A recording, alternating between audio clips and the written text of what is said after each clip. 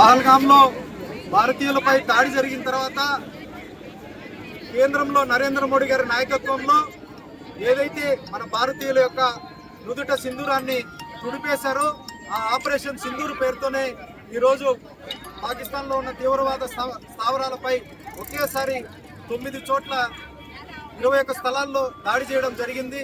దాదాపు 100 మంది తీవ్రవాదులను, ఒక 50-60 మంది పాకిస్తాన్ సైనికులు ఈ దాడిలో చనిపోవడం జరిగింది. మన యొక్క భారతదేశం యొక్క మన సైన్యం యొక్క గొప్పతనాన్ని, టెక్నాలజీని ప్రపంచానికి చాటి చెప్పడం జరిగింది.